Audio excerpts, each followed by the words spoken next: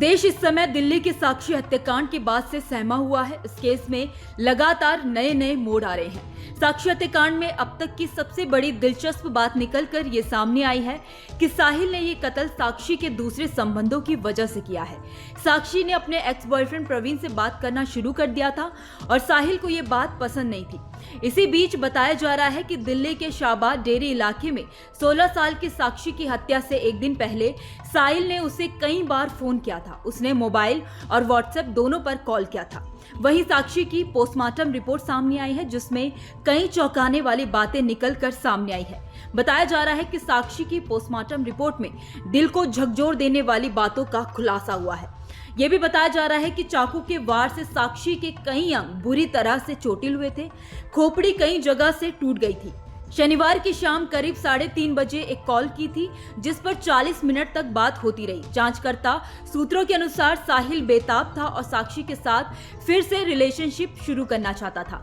साहिल ने पूछताछ में बताया है कि इस बातचीत के दौरान दोनों की काफी लड़ाई हुई और उसने साक्षी को धमकी भी दी थी। इन फोन कॉल के बाद दोनों के रिश्ते और ज्यादा बिगड़ गए और साक्षी को अपने दोस्तों झबरू और भावना से मदद लेनी पड़ी। जिसके बाद शनिवार को करीब 9 बजे रात में झबरू ने साहिल को शाहबाद डेरी बुलाया था और चेतावनी दी थी कि वह साक्षी से दूर रहे, वरना गंभीर इसका अंजाम होगा। आरोपी साहिल खान ने पुलिस को बताया कि झबरू और साक्षी ने उसे पिस्टल दिखाकर धमकाया था। पुलिस का मानना है कि वह खिलौना हो सकता है। साहिल ने यह भी कहा है कि उसे गाली भी दी गई थी। उस समय साक्षी और उसके 2 दोस्तों के अलावा कई लोग वहां पर खड़े थे। साहिल को काफी गुस्सा आया और अपमानित महसूस करने लगा। उसके भीतर बदले की भावना पैदा हो गई और 24 घंटे बाद ही उसने साक्षी की हत्या कर दी। जरा सोचिए, साहिल ने उस बच्ची की जिंदा खोपड़ी को फोड़ दिया था। बाएं फेफड़े में चाकू लगा था, आंतें बाहर आ गई थी। पोस्टमार्टम रिपोर्ट में पता चला है कि 16 घाव शरीर में काफी गहरे हुए थे। इसके अलावा शरीर पर कई जगह घाव बने थे। ज्यादा खून बहने से साक्षी की मौत हो गई थी।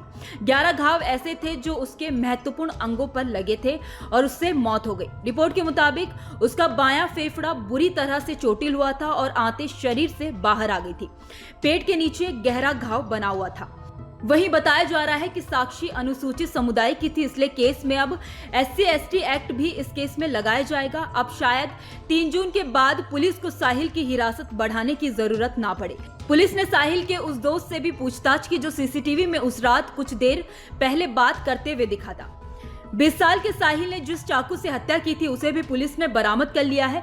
पुलिस ने बताया है कि साहिल का अन्य लोगों से भी आमना सामना कराया गया है। साक्षी के 3 दोस्त भावना, अजय उर्फ झबरू और नीतू से अलग से भी पूछताछ की गई है। उनके बयानों का मिलान किया गया है और साहिल ने पिछले रविवार की शाम साक्षी पर चाकू से 20 से ज्यादा वार किए थे, फिर पत्थर से कुचलकर हत्या कर दी। साक्षी के शरीर पर जख्म के 34 निशान थे और खोपड़ी फट गई थी। CCTV में दिखाई दे रहे 8 लोगों की पहचान, उनके बयान दर्ज किए जा चुके हैं। पुलिस रिठाला और आनंद विहार के रास्ते बुलंदशहर के CCTV फुटेज भी स्कैन करने की तैयारी में है। 28 मई को साहिल खान ने 20 से ज्यादा बार साक्षी को चाकू मारा था और बाद में सीमेंट के स्लैब से उसे कई बार कुचला था। उसके शरीर पर 34 घाव के निशान मिले हैं और उसकी खोपड़ी बुरी तरह से टूट गई थी। वहीं साहिल ड्रग्स लेता था और शराब पीने के अलावा चरस और गांजा भी लेता था। उस रात उसके सिर पर खून सवार था।